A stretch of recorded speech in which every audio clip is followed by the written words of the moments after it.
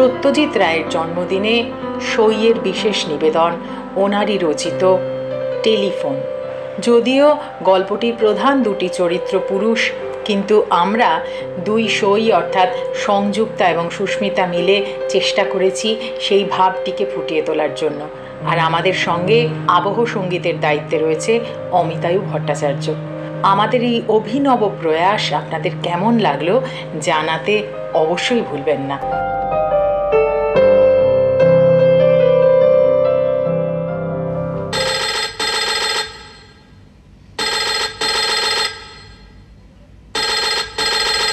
বীরেশবাবু বিরক্ত হয়ে খাটের পাশে টেবিলের ওপর রাখা টেলিফোনটার দিকে তাকালেন। টেলিফোনের পাশেই ঘড়ি, তাতে 12টা বাজে, রাত 12টা। বীরেশবাবু সবে হাতের বইটা বন্ধ করে ঘরের বাতিটা নেভাতে যাচ্ছিলেন, এদিকে টেলিফোন বেজেই চলেছে। বীরেশবাবু রিসিভারটা তুলে নিলেন। হ্যালো, 465176। ইয়েস। বীরেশ বাবু আছেন?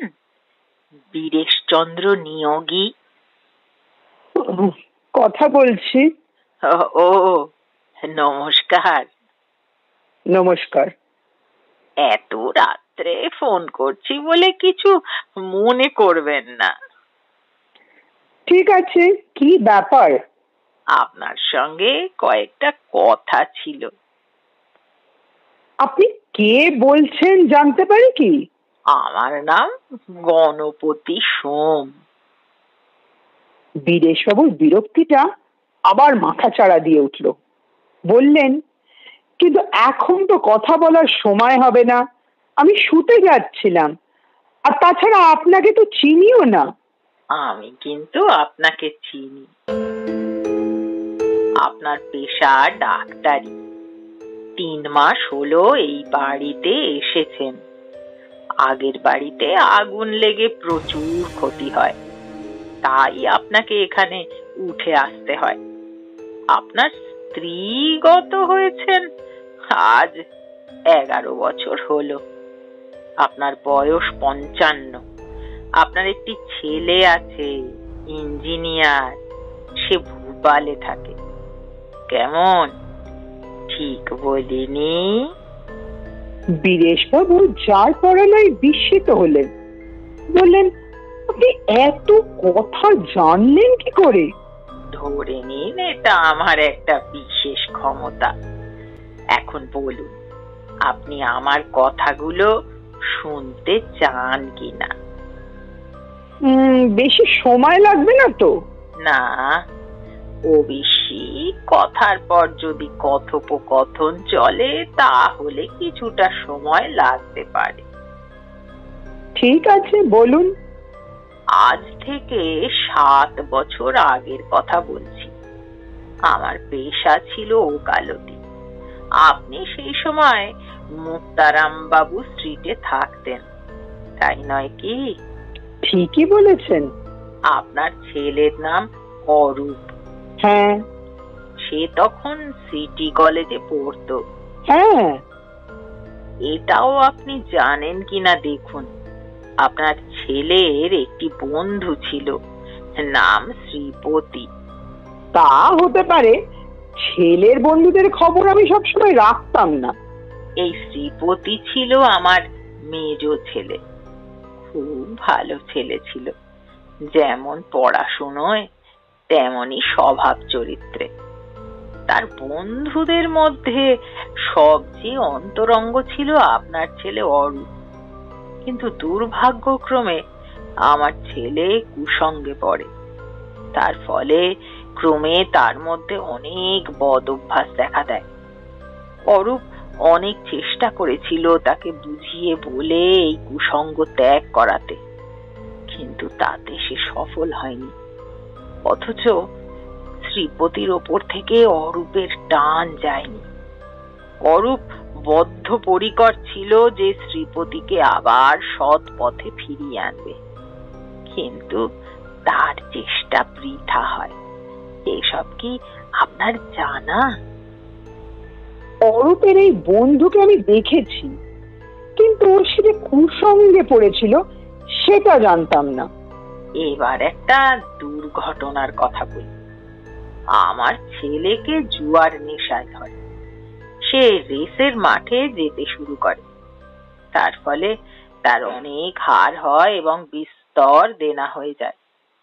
তখন সে অরূপের কাছে হাত পাতে, বলে তাকে উদ্ধার না করলে আত্মহত্যা ছাড়া তার আর গতি নেই।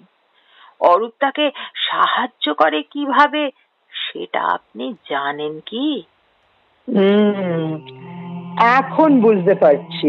কি বুঝছেন? আমার বাড়িতে সিন্ধুকে একটা অতি মূল্যবান জিনিস ছিল। এটা আমার ঠাকুরদার সম্পত্তি, একটা হীরের আংটি। হ্যাঁ, আপনার ঠাকুর দাদা ছিলেন চণ্ডীপুর স্টেটের রাজার গৃহ চিকিৎসক।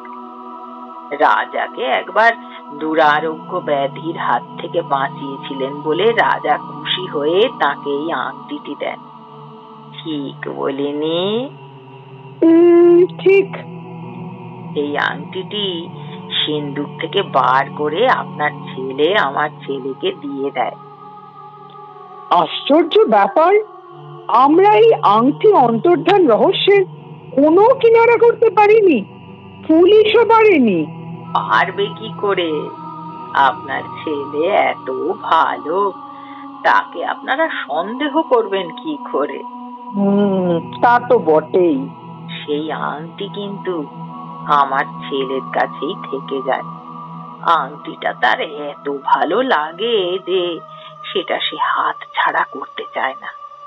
শেষটায় আমি ছেলের অবস্থা জানতে পেরে মহাজনের কাছ থেকে টাকা নিয়ে তার দেনা শোধের ব্যবস্থা করি। সেই আংটি কি এখনো আপনার ছেলের কাছেই আছে? হ্যাঁ, কিন্তু সেটা সে আপনাকে ফেরত দিতে চায়। তার আংটির শখ মিটে গেছে। আংটি ফেরত দিয়ে সে কলঙ্কের হাত থেকে রেহাই পেতে চায়। তাছাড়া আপনার ছেলের মনেও একটা গ্লানি রয়েছে, সেটাও দূর করা দরকার।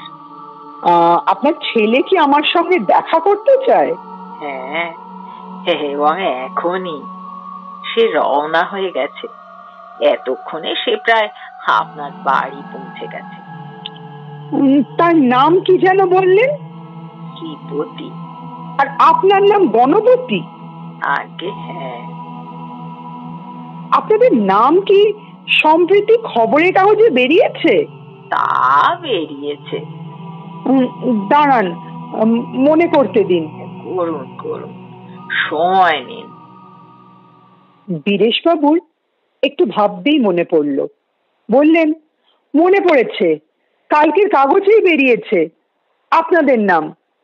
ব্যারাকপুর ট্রাঙ্ক রোডে একটা গাড়ি আর লরিতে সংঘর্ষের ফলে গাড়ির 3 জন যাত্রী তৎক্ষণাৎ মারা যান। তার মধ্যে একজন গাড়ির চালক আর 2 জন বাপ ও ছেলে।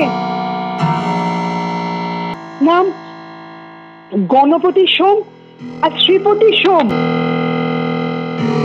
আপনি ঠিকই বলেছেন, আমি সেই গণপতি সোম।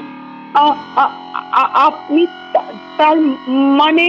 তার মানে আপনি যা ভাবছেন তাই। কিন্তু এটি অসম্ভব। কেন অসম্ভব হবে? দেখুন তো, আপনি কোনো শব্দ শুনতে পাচ্ছেন কিনা? হ্যাঁ, পাচ্ছি। কি শব্দ? কে যেন আমার নিচের দরজায় টোকা মারছে। নিস্তব্ধ রাত্রে বীরেশবাবু স্পষ্ট শুনতে পেলেন সে শব্দ।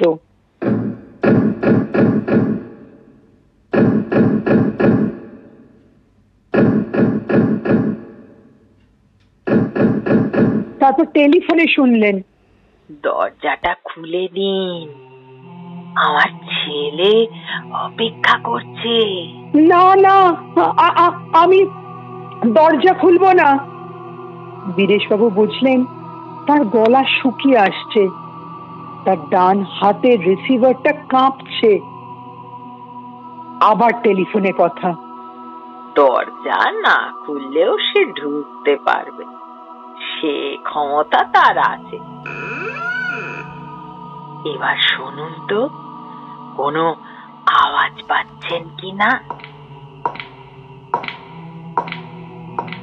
সিঁড়ি দিয়ে উঠে আসছে পায়ের শব্দ। আপনি কোনো চিন্তা করবেন না বীরেশ বাবু, সে আপনাকে বিরক্ত করবে না। শুধু আপনার পাশের ঘরে গিয়ে টেবিলের উপর রেখে আসবে আংটিটা। চরম আতঙ্কে বীরেশবাবু বললেন, না না, আপনি আপনার ছেলেকে ডেকে নিন, ডেকে নিন। তার তো উপায় নেই বীরেশ বাবু, সে আপনার দোতলায় পৌঁছে গেছে। বীরেশবাবু স্পষ্ট শুনলেন পাশের ঘরে পায়ের শব্দ। শব্দটা এক মুহূর্তের জন্য থামলো, তারপর আবার শোনা গেল। এবার সিঁড়ি দিয়ে নেমে যাওয়ার শব্দ। টেলিফোনে কথা এলো। এবারে আপনি নিশ্চিন্ত, আপনি টেলিফোন রেখে পাশের ঘরে গিয়ে দেখুন। আমি আসি, আপনার সঙ্গে আলাপ করে ভালো লাগলো। Good night.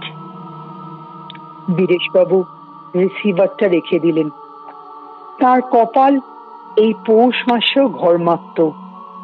কিছুক্ষণ বিছানায় চুপ করে বসে থেকে তিনি উঠলেন। অতি সন্তর্পণে এগিয়ে গিয়ে পাশের ঘরের ভেজানো দরজাটা খুলে বাতিটা জ্বালালেন। হ্যাঁ, সত্যি পড়ে আছে টেবিলের ওপর। এই অল্প আলোতেও ঝলমল করছে তার দুটি। 7 বছর পর ফিরে পাওয়া তার ঠাকুর দাদার হীরের আংটি।